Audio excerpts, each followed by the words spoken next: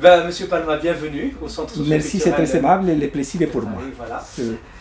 On aimerait avoir votre première réaction par rapport à ce centre. Est-ce que c'est la première fois que vous venez au centre ou Non, ça fait déjà donc, au moins 6 ou 7 ans.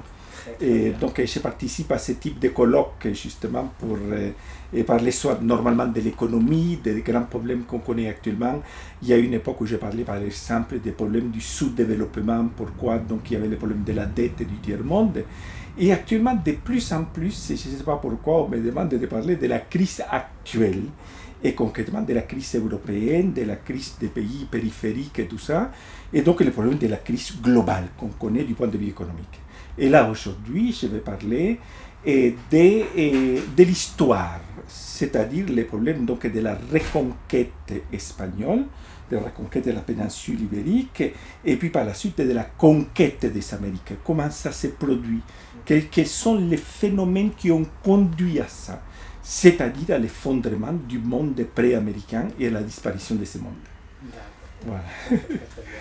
Ben écoutez, qu'est-ce que vous pensez aujourd'hui de ce qui se passe en Europe en termes d'islam et donc l'évolution de l'islam, mais le côté aussi pragmatique, financier par rapport à l'islam en Europe? Oui, je pense qu'en Europe, il n'y a pas de problème religieux actuellement, parce qu'il n'y a pas c'est pas comme à l'époque, qu'il y avait des guerres de religion, etc.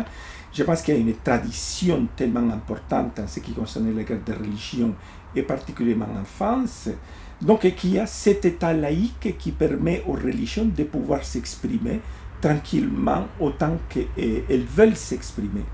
Et ce qui est très curieux, les religions, les différentes religions se manifestent d'une manière extrêmement décontractée et très libre. Ce n'est pas comme dans certains pays, par exemple dans le cas de l'Espagne, par exemple, l'Église catholique est extrêmement agressive. Et donc il est tout à fait évident que les autres religions essayent de se présenter avec une certaine force quand même, pour ne pas être écrasé par cette Église. Et donc, tandis qu'en France, il y a un rapport qui est beaucoup plus simple, beaucoup plus décontracté et beaucoup plus intelligent. D'accord, très, très bien. Une question toute simple, votre première rencontre avec le docteur Larbi Cachet?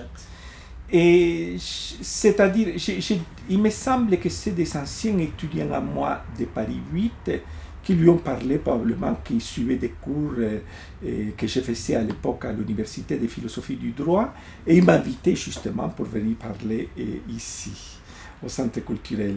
Et ça fait donc des années, ça fait au moins 7 ou 8 ans, je ne me rappelle pas exactement, mais à chaque fois ça a été un plaisir, et j'étais à chaque fois très honoré de participer.